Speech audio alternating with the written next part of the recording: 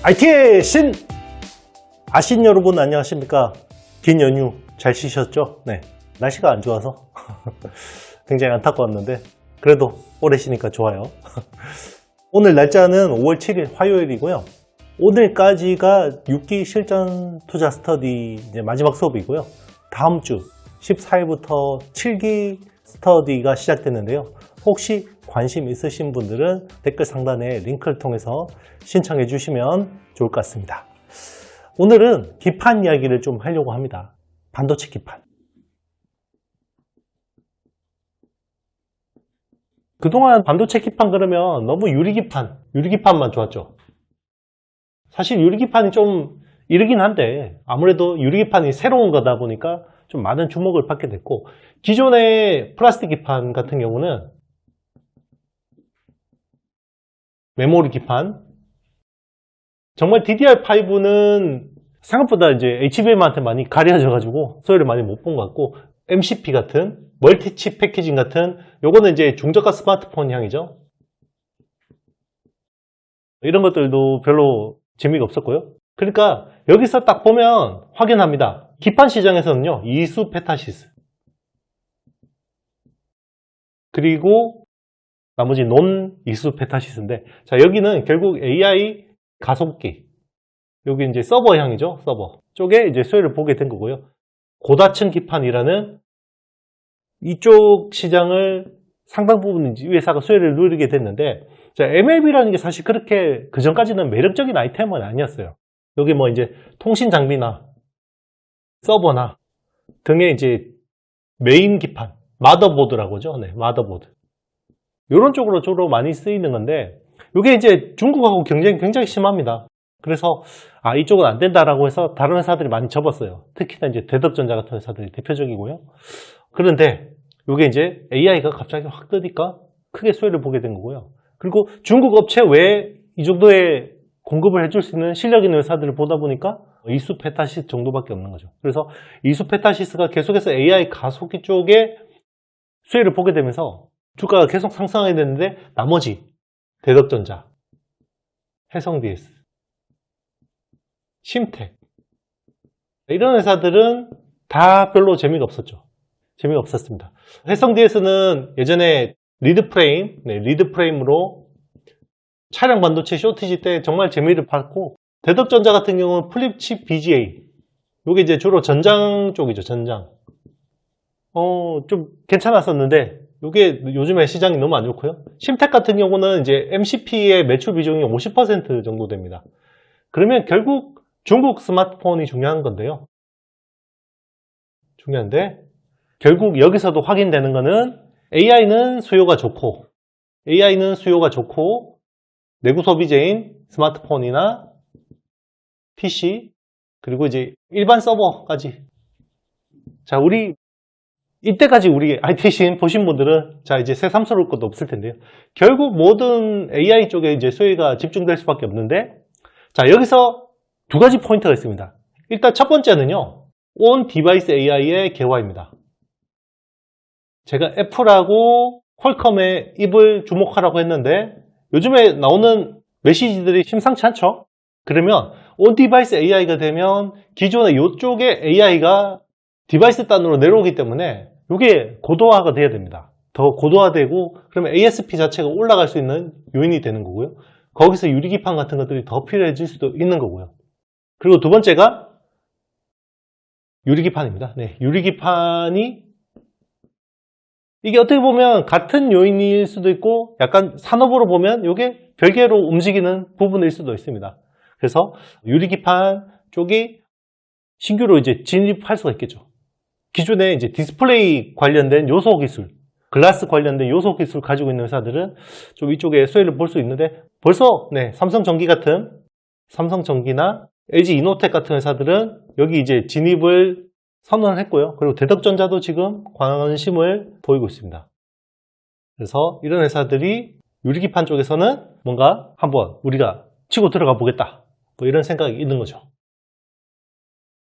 AI 서버라는 게 제가 엔비디아 설명드리면서 계속 말씀드렸지만 이 서버 간 연결, 칩 간의 연결, 이게 되게 중요하다고 했잖아요. 그러면 여기 계속해서 속도를 높여줘야 됩니다.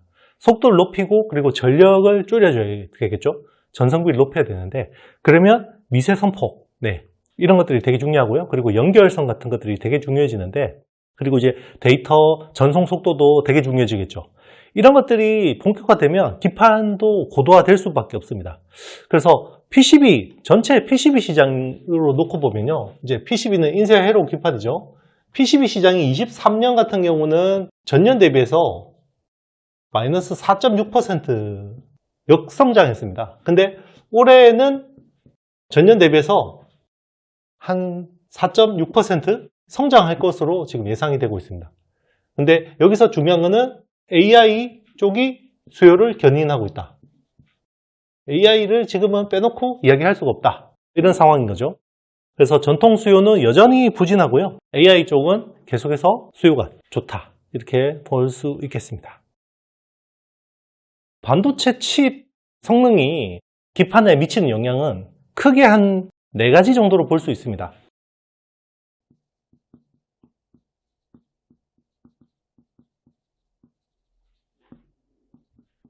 일단 첫 번째는요.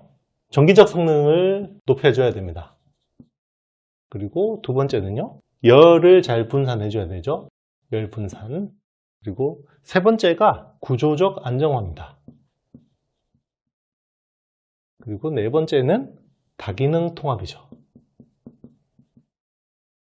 당연히 뭐 전기 성능은 좋아져야겠죠. 전성비가 중요해지고 여기서 로스가 나면 안 되고요. 그리고 이제 열이라는 것도 잘 배출해 줘야 되는 거죠.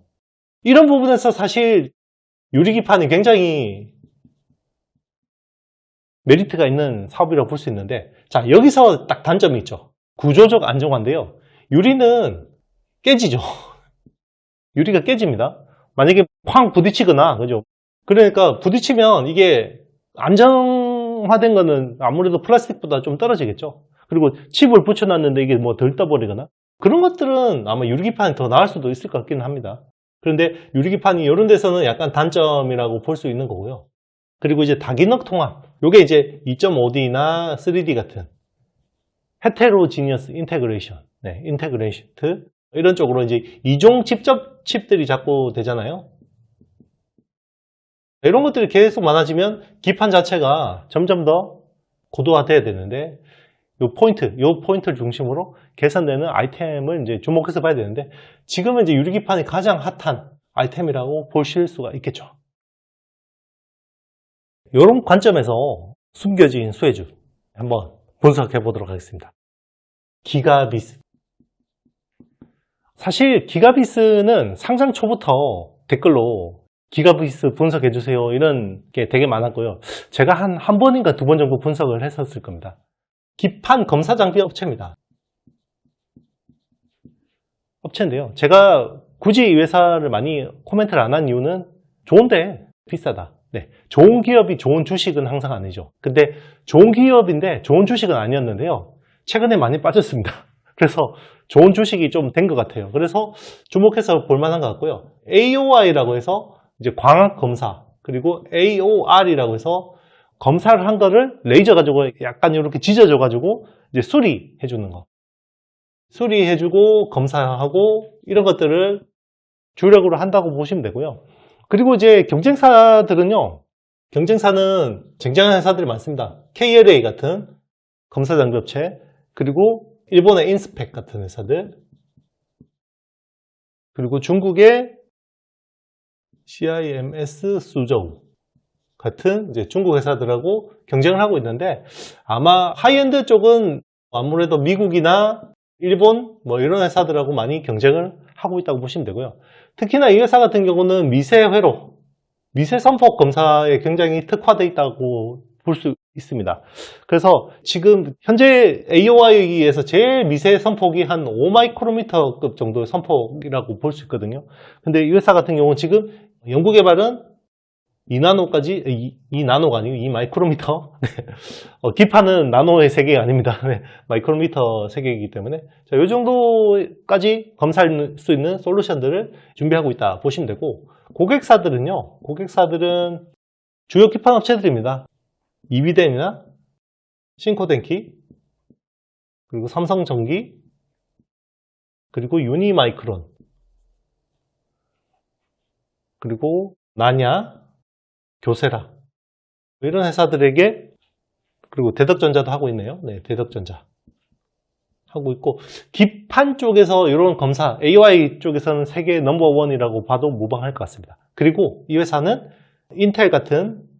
인텔하고 오랜 관계를 가지고 있고요. 인텔이 인증을 해줘야지 이 CPU 같은 것들에게, CPU 기판이 보통 플립칩 BGA 쪽이잖아요.